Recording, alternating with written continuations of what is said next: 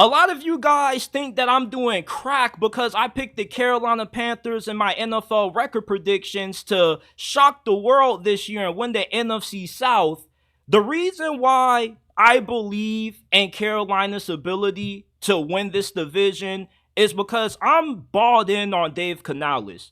He was able to help resurrect the careers of Geno Smith and Baker Mayfield the last 2 years. If you have that kind of track record where you took quarterbacks who everybody had just assumed they were trash, they were going to be no better than a low end, high end backup at best, and you can elevate those guys to a Pro Bowl level, you can do the same thing with Bryce Young. There was a reason why the Panthers took Bryce Young #1 overall and why they traded the farm to get him. He was really accurate, made good decisions with the football coming out of Alabama. He also was really good when it came to standing tall in the pocket despite his small frame. He's a lot better of a pocket passer than what you would think for a guy who has serious limitations when it comes to his size. The reason why Bryce Young had an awful rookie season was because the coaching was bad and the supporting cast around him was awful as well. With Dave Canales,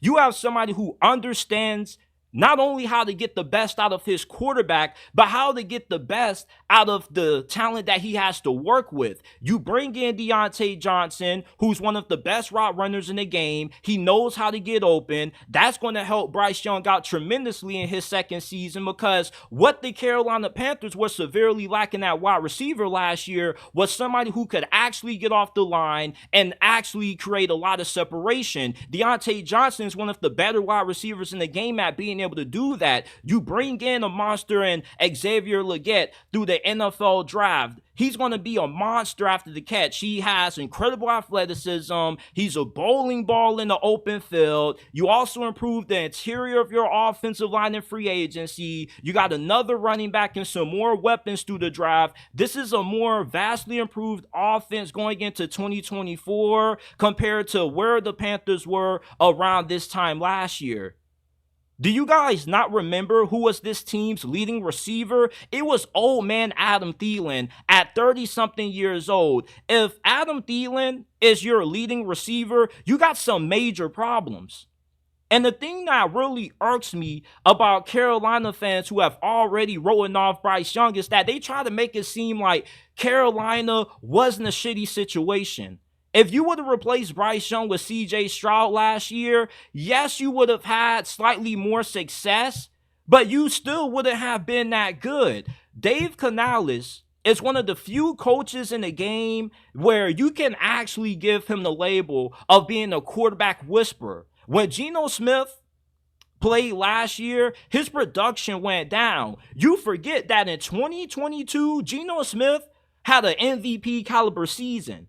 You look at Baker Mayfield last year. This dude was getting tossed around the NFL like a rag doll. He went from the Browns to the Panthers to the Rams and now in Tampa Bay. And most of us thought that Baker Mayfield, it was it for him at that point in his career. But then Dave Canales comes along, builds around the offense tailored towards Baker Mayfield's strengths, and ends up having a Pro Bowl season and a bounce-back year. And I'm expecting Baker Mayfield to regress this season with Dave Canales taking this Panthers job. It doesn't matter if Dave Canales didn't get a lot of head coaching interviews. Mike McDaniel didn't get a lot of head coaching interviews neither, and you see how good the Dolphins have been under him. I'm looking at this Dave Canales hiring the same way I looked at the Miami Dolphins when they brought in Mike McDaniel and he helped Tua Tagovailoa improve, similar to Doug Peterson when he got hired by Jacksonville that helped Trevor Lawrence take that next step after he had a terrible rookie season under Urban Meyer. Dave Canales is a damn good football coach. Even if you have concerns about just how good of a head coach is he going to be, because being a head coach is way different from just calling the plays.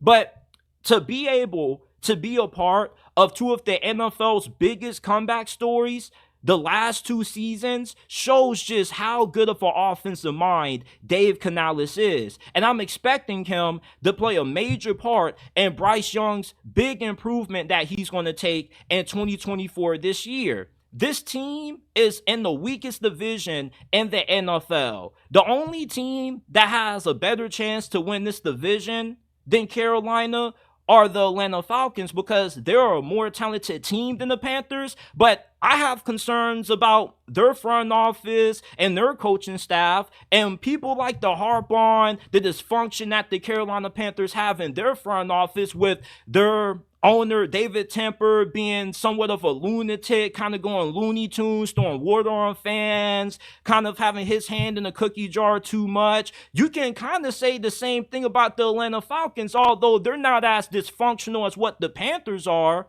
from an ownership standpoint. I mean, let's be honest. The decision to draft Michael Penix 8th overall when you already paid Kirk Cousins so much money, when you could have used that on a high-impact player that could have had a big year for you right out the gate, was really idiotic, because we may not see Michael Penix until the 3rd or 4th season in his career. So that was a dumbass move in itself. I have about the same amount of questions about the Panthers front office as I do with the Atlanta Falcons, but that's not stopping people from picking Atlanta to win this division. And I trust Dave Canales more than I trust Raheem Morris, because Raheem Morris, he's already had a shot of being a head coach in the league before, and he failed with the Tampa Bay Buccaneers. Dave Canales is a fresh face. He's brand new. And as I said earlier, he's been responsible for the resurgence of 2 of the biggest comeback stories in the league the last 2 seasons. So imagine what he's going to be able to do with Bryce Young. This defense, they're lacking talent in a lot of areas, but this shouldn't be no worse than a top 18 unit.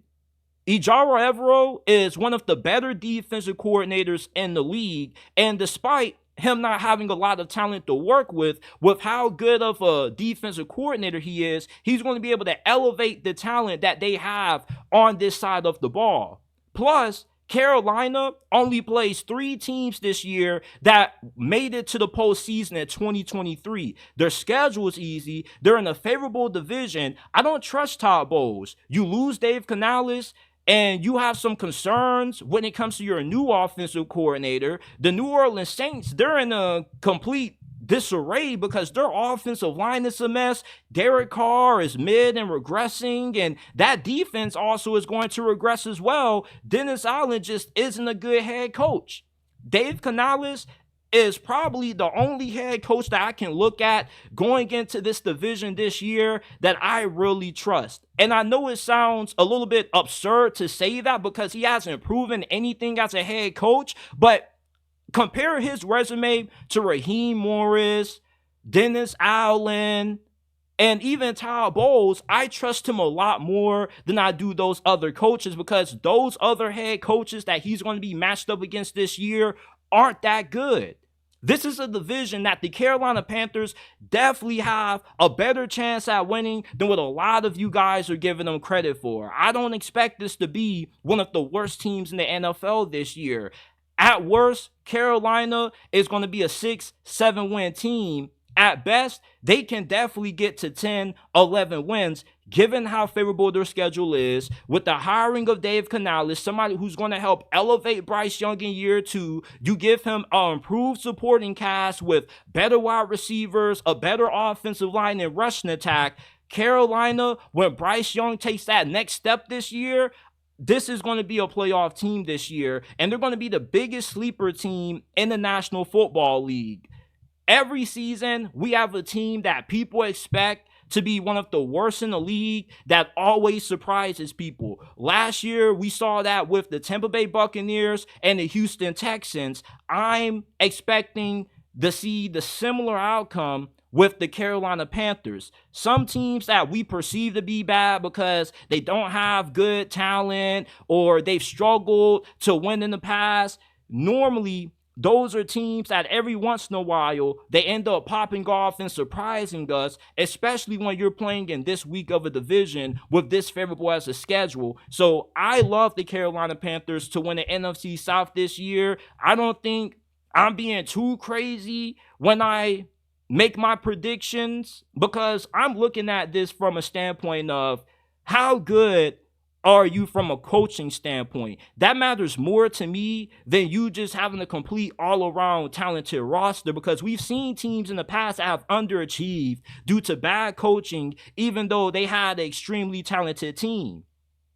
Carolina has all the things you look for in a team that can shock the NFL this year. You're going to be well coached with a head coach who's going to put Bryce Young in a better system to succeed, with a way better supporting cast around him. I love the Carolina Panthers to win the NFC South division this year.